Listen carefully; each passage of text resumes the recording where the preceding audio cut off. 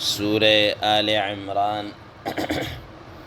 آیت نمبر 154۔ آپ حضرات کے پاس پیج نمبر ہے 137، تیسری لائن ہے۔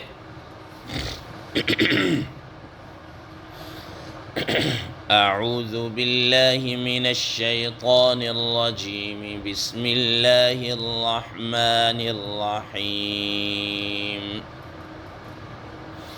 ثم أنزل عليكم من بعد الغم أمنة نعاسا يغشى طائفة منكم وطائفة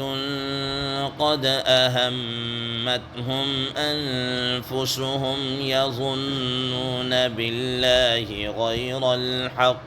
ظن الجاهلية يقولون هل لنا من الأمر من شيء قل إن الأمر كله لله يخفون في أنفسهم ما لا يبدون لك يقولون لو كان لنا من الأمر شيء ما قتلنا هاهنا قل لو كنتم في بيوتكم لبرز الذين كتب عليهم القتل إلى مضاجعهم وليبتلي الله ما في صدوركم وليمحص ما في قلوبكم والله عليم بذات الصدور۔ صدق الله العظيم۔ اللهم صل على محمد النبي الأمي وعلى آله وسلم تسليما كثيرا كثيرا۔ محترم سامعین کرام، اس آیت مبارکہ کا ترجمہ اللہ تبارک و تعالی ارشاد فرماتے ہیں، ثم انزل علیکم من بعد الغم امنة نعاسا، پھر اللہ تعالیٰ نے اس غم کے بعد تمہارے اوپر اطمینان کو، چین کو اتارا، نعاسا اونگ کی شکل میں، یغشا طائفة منکم، تم میں سے ایک جماعت کو اس نے ڈھانپا ہوا تھا، یعنی اس کا غلبہ تھا، وطائفة قد اہمتہم انفسہم، اور ایک جماعت، ایک گروہ ایسے ہی تھی کہ ان کو اپنی جان کی فکر پڑی ہوئی ہے، یظنون باللہ غیر الحق ظن الجاہلیہ، وہ گمان کرتے ہیں اللہ تبارک و تعالی کے متعلق ناحق گمان کرنا جاہلیت کی گمان کی طرح، بے وقوفانہ یا حماقت کے خیال کی طرح۔ یقولون هل لنا من الامر من شیء، وہ یوں کہہ رہے تھے کیا ہمارے لیے کسی معاملے میں کوئی اختیار چلتا ہے؟ قل ان الامر کلہ للہ، آپ کہہ دیجئے کہ یقیناً بے شک سارا کا سارا اختیار تو اللہ ہی کا ہے۔ یخفون فی انفسہم ما لا یبدون لک، وہ اپنے نفسوں میں اس بات کو چھپاتے ہیں جو آپ کے سامنے ظاہر نہیں کرتے۔ یقولون لو کان لنا من الامر شیء ما قتلنا ہاہنا، وہ یوں کہتے ہیں کہ اگر ہمارا کسی معاملے میں اختیار چلتا تو ہم یہاں قتل نہ ہوتے، مقتول نہ ہوتے۔ قل لو کنتم فی بیوتکم، آپ کہہ دیجئے اگر تم اپنے گھروں کے اندر رہتے، موجود ہوتے، لبرز الذین کتب علیہم القتل الی مضاجعہم، تو جن کے مقدر میں قتل ہونا لکھ دیا گیا وہ اپنے قتل گاہوں کی طرف نکل آتے، اپنے گرنے کی جگہوں پر نکل پڑتے۔ وَلِيَبْتَلِيَ اللَّهُ مَا فِي صُدُورِكُمْ، تاکہ اللہ تبارک و تعالی آزمائش میں ڈالے جو تمہارے سینوں میں ہے۔ وَلِيُمَحِّصَ مَا فِي قُلُوبِكُمْ، اور تاکہ پاک کر دے اس چیز کو جو تمہارے دلوں میں ہے. وَاللَّهُ عَلِيمٌ بِذَاتِ الصُّدُورِ، اور اللہ تبارک و تعالی خوب جانتے ہیں سینوں کی باتوں کو، دلوں کے بھیدوں کو. محترم سامعین کرام، کل آپ حضرات کے سامنے اس آیت مبارکہ کی بطور تمہید کے ماقبل کے ساتھ جو ایک ربط تھا اور جو بات چل رہی تھی اس کے متعلق گفتگو کی. اب صورتحال کچھ یوں تھی کہ جب مسلمان ابتداءً جب فتح ہوئی، فتح کے بعد ایک چھوٹی سی غلطی کی، اور غلطی کے نتیجے میں مسلمانوں کو پھر شکست کا سامنا کرنا پڑا. کفار کے نرغے کے اندر آ گئے، بالکل پوری طرح کفار دائیں بائیں سے ان کو گھیر کے رکھ دیا، اور اس وقت کچھ پتہ نہیں چل رہا تھا کیا ہو رہا ہے کیا نہیں. کئی مسلمان اس وقت جام شہادت نوش کر چکے، رسول اللہ صلی اللہ تعالیٰ علیہ وسلم کی شہادت کی خبر بھی اڑی جا چکی، اور پھر آپ صلی اللہ علیہ وسلم کیا کہتے ہیں وہ زخمی بھی ہوئے. یہ ساری صورتحال تھی. اب اس ساری صورتحال کے اندر مسلمانوں پر گویا کہ غم در غم تھا، ایک شکست کا غم، اور دوسرا رسول اللہ صلی اللہ علیہ وسلم کی شہادت کی خبر ان کو پہنچ چکی، تو یہ غم در غم تھا. پھر بعد میں رسول اللہ صلی اللہ تعالیٰ علیہ وسلم حضرت کعب بن مالک رضی اللہ عنہ پہچانا اور آواز دی اور اکٹھے آئے، اور یہ سب کچھ ہوا. اس دوران اللہ تبارک و تعالیٰ نے مسلمانوں کے اوپر کیا ہے، اس غم کو ٹالنے کے لیے نیند کا غلبہ مسلمانوں کے اوپر ڈال دیا. اب حضرت ابو طلحہ رضی اللہ تعالیٰ عنہ فرماتے ہیں، دیگر صحابہ فرماتے ہیں کہ کچھ صورتحال یوں تھی کہ ہم کھڑے کھڑے، یعنی ہمارے پر نیند کے اتنا غلبہ کہ کھڑے کھڑے ہمارے ہاتھوں سے تلوار کیا ہے گر رہی تھی. حضرت ابو طلحہ رضی اللہ تعالیٰ عنہ فرماتے ہیں کہ ایک مرتبہ مجھ سے ہاتھ تلوار گری، پھر میں نے پکڑی، پھر گری، یعنی اس حد تک تھی، اس حد تک نیند کا کیا ہے غلبہ. اور یہ کیا تھا، تاکہ وہ جو غم تھا اس کو خلط کر دیا جائے، ٹھیک ہے نا، وہ ان کے ذہنوں سے. حضرات مفسرین کرام رحمہ اللہ فرماتے ہیں کہ میدان جہاد کے اندر اس طریقے سے نیند کا آنا، ایک تو یہ رسول اللہ صلی اللہ علیہ وسلم کا معجزہ ہے، اور دوسرا یہ فتح کی علامت ہے، فتح کی علامت ہے، فتح کی بشارت ہے. یہ اللہ تبارک و تعالیٰ کی طرف سے ہوتا ہے. آپ دیکھیں مثال کے طور پر ایک آدمی بہت زیادہ مصروف ہو اور کوئی ایسے کام ہو، اس کو اگر تھوڑی سی دیر کے لیے بھی نا آدھا پونا گھنٹہ بھی آنکھ لگانے کا مطلب وہ ایک دم سے تازہ دم ہو جاتا ہے، ٹھیک ہے نا، ایک دم سے تازہ دم ہو جاتا ہے. تو خاص طور پر میدان جہاد کے اندر جب اس طرح کی سچویشن ہو تو وہاں پر تو تھوڑی سی بھی آنکھ کا لگ جانا یہ اس کو ایک تر و تازہ اور تازہ دم کر دیتے. تو حضرات صحابہ کرام رضوان اللہ تعالی علیہ مجمعین پر اس طرح کی یہ نیند کیا ہے، اللہ تبارک و تعالیٰ نے طاری کر دی. اب یہاں پر دو گروہ تھے، ایک مسلمانوں کا تھا اور ایک منافقین کا گروہ تھا. منافقین کا، مسلمانوں کے گروہ کے اوپر جو خالص پکے سچے مسلمان تھے ان پر تو یہ نیند طاری، اور جو کیا کہتے ہیں اپنا منافقین تھا ان کے متعلق کیا آ رہا ہے کہ وہ تو گھبرا رہے تھے. کیسے گھبرا رہے تھے؟ فرمایا قد وطائفة قد اہمتهم انفسهم يظنون بالله غیر الحق ظن الجاہلیہ. وہ تو اللہ تبارک و تعالیٰ کے ان کو اپنی جان کے لالے پڑے ہوئے، جان کی فکر پڑی ہوئے، اور اللہ تعالیٰ کے متعلق عجیب و غریب خیالات اور وساوس، اور اس طریقے سے کہ اللہ تعالیٰ نے ہمارے ساتھ وعدہ کیا تھا مدد کا اور نصرت کا، وہ وعدہ کدھر گیا، وہ گویا کہ اللہ تبارک و تعالیٰ نے ہمارے ساتھ ایک طرح سے دھوکہ کیا، جھوٹ، اس قسم کے خیالات ان کے دلوں میں آ رہے تھے. اب یہاں پر یہ جو منافقین کے متعلق ہے، یہاں پر حضرات مفسرین کرام رحمہ اللہ کی دو رائے ہیں.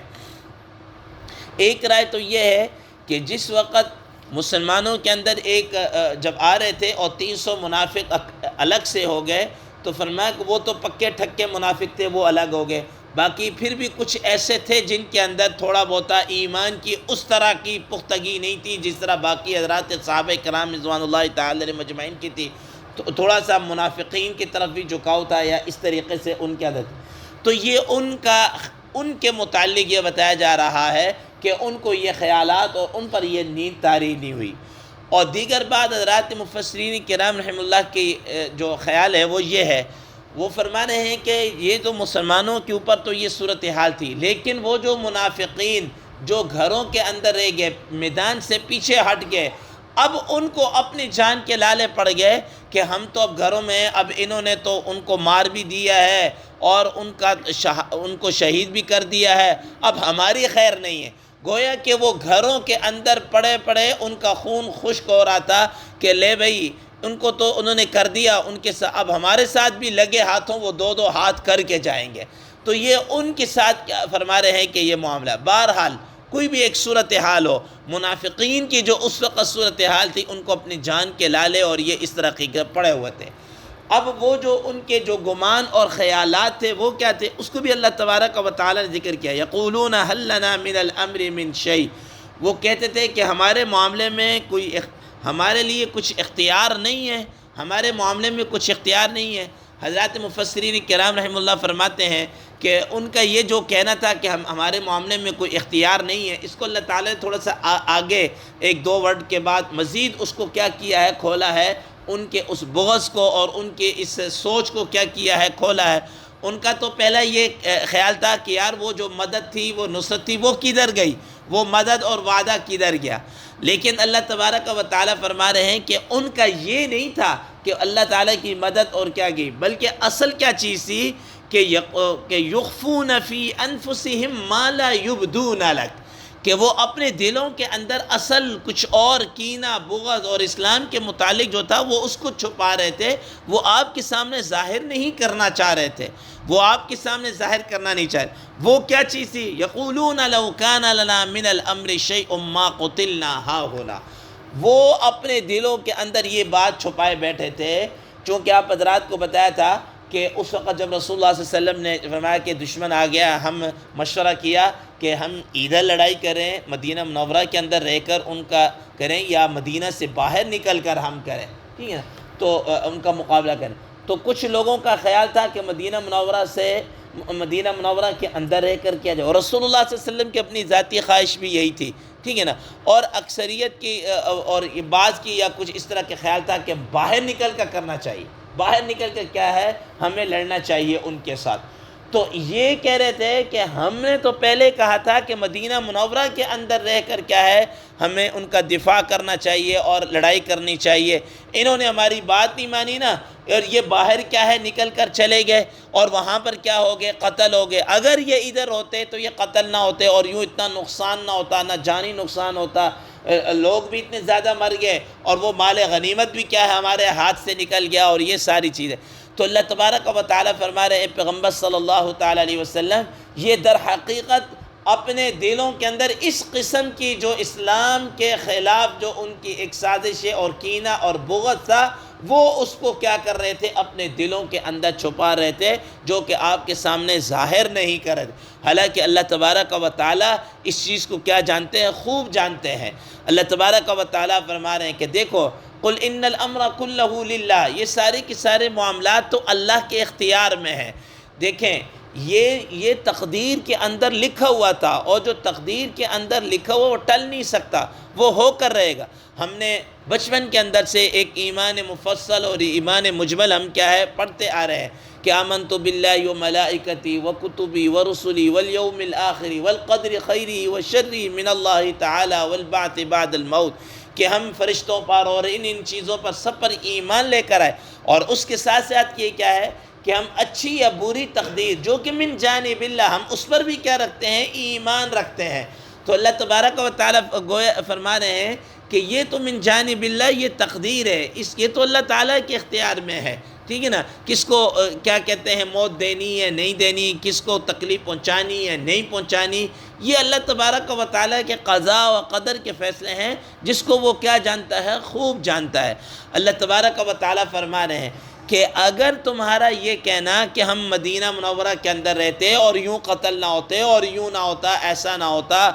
یہ نہ، فرمایا قل لو کنتم فی بیوتکم لبرز الذین کتب علیہم القتل الی مضاجعہم، فرمایا کہ اگر تم اپنے گھروں کے اندر بھی رہتے نا، تو تمہارا اگر قتل کرنا، مقتول ہونا، تمہارا مقتول ہونا کسی جگہ اللہ تعالیٰ کی طرف سے مقدر ہو چکا ہے، لکھا جا چکا ہے، تو تم اپنے اپنے قتل گاہوں کی طرف، اپنے اپنے قتل ہونے کی جگہ پر خود بخود کیا ہے نکل پڑتے، تقدیری طور پر نکل پڑتے، ٹھیک ہے نا۔ ہم دنیا کے اندر دیکھتے ہیں کہ بہت دفعہ ایسا ہوتا ہے کہ ایک آدمی بالکل اپنے گھر کے اندر ہے لیکن اچانک وہ جناب اللہ اس کا کوئی ارادہ نہیں ہوتا لیکن تقدیر اس کو کہیں باہر لے جاتی ہے اور آگے اور ایسا روڈ ایکسیڈنٹ یا کچھ ایسا ہو جاتا ہے تو وہ کہہ رہے تھے یار یہ تو گھر میں ایسے خواہ مخواہ بیٹھا اس کو کام بھی نہیں تھا ایسے ہی جناب اللہ نکل پڑا ہوا ابھی ہے. تو یہ کیا ہوتا ہے انسان کی موت اس کو کیا ہے وہاں پر لے کر جا رہی ہوتی. قرآن مجید میں اللہ تبارک و تعالیٰ 28واں پارہ سورہ جمعہ میں اندر ارشاد فرماتے ہیں قُلْ إِنَّ الْمَوْتَ الَّذِي تَفِرُّونَ مِنْهُ فَإِنَّهُ مُلَاقِيكُمْ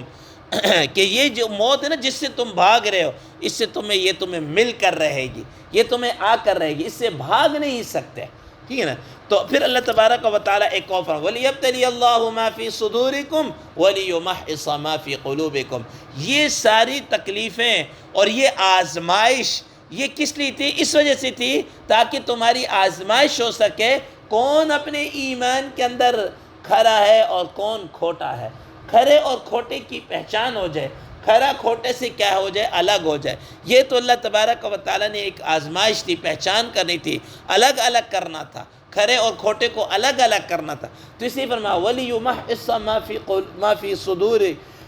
وَلِيَبْتَلِيَ اللَّهُ مَا فِي صُدُورِكُمْ وَلِيُمَحِّصَ مَا فِي قُلُوبِكُمْ تاکہ تمہارے دلوں کے اندر جو کھوٹ ہے نا وہ اللہ تعالیٰ ظاہر کر کے رکھ دے اور جو تمہارے دلوں کو صاف کر کے رکھ دے اللہ تبارک و تعالیٰ. حضرات مفسرین کرام رحمہ اللہ فرماتے ہیں کہ دیکھو ایک چیز کے ساتھ اللہ تعالیٰ نے لفظ صدور کو ذکر کیا. صدور یہ ظاہری سینے کو کہتے ہیں اور قلوب اندر کا جو دل ہوتا ہے اس کو کہتے ہیں. تو فرمایا جو تمہارے سینوں کے اندر جو چھپا ہے اس کو بھی ظاہر کر دے اور تمہارے ایمان کو بھی کیا کر دے صاف کر دے. اور ایمان چونکہ دل کے اندر ہوتا ہے اور دل جو ہے یہ مرکز ایمان ہے یہیں پر ہی کفر بھی اور یہیں پر بھی کیا ہے ایمان ہے. تو اللہ تبارک و تعالیٰ اس کو کیا کرتے ہیں پاک اور صاف کر دیتے ہیں. بسا اوقات انسان کے اوپر کوئی آزمائش آتی ہے تو اس سے کیا ہوتا ہے اللہ تعالیٰ اس کے ایمان کو اور جلا بخش رہے ہوتے ہیں اور تقویت کیا ہے دے رہے ہوتے ہیں. کیا علامہ اقبال رحمہ اللہ نے بھی یہ فرمایا ان کا ایک فارسی کا ایک مقولہ ہے جس کا مطلب یہ ہے کہ مرد مومن کے اوپر یہ جو بلا آتی ہے یہ اس کے ایمان کو پاک کر رہی ہوتی ہے صاف کر رہی ہوتی ہے. تو فرمایا وَلِيَبْتَلِيَ اللَّهُ مَا فِي صُدُورِكُمْ وَلِيُمَحِّصَ مَا فِي قُلُوبِكُمْ تاکہ تمہارے دلوں کو صاف کر دے اور کھرے اور کھوٹے کو کیا کر دے الگ کر دیا جائے. یہ اللہ تبارک و تعالیٰ کی کیا قضاء و قدر ہے. چنانچہ منافقین کا نفاق بھی کھل کر سامنے آ گیا اور مؤمنین مخلصین کا اخلاص اور ایمان بھی کیا ہے واضح ہو کر آ گیا. فرمایا واللہ علیم بذات الصدور اور اللہ تبارک و تعالیٰ تو سینوں کے اندر جو چیزیں ہیں ان کو بھی کیا ہے جانتے ہیں. جو جن چیزوں کو تم چھپا رہے ان کو بھی جن کو ظاہر کرتے ان کو بھی ان ساری چیزوں کو اللہ تبارک و تعالیٰ کیا کرتے ہیں خوب اچھی طریقے سے جانتے ہیں. اللہ تبارک و تعالیٰ سے دعا ہے اللہ تبارک و تعالیٰ ہمیں عمل کی توفیق عطا فرمائے. وآخر دعوانا ان الحمدللہ رب العالمین.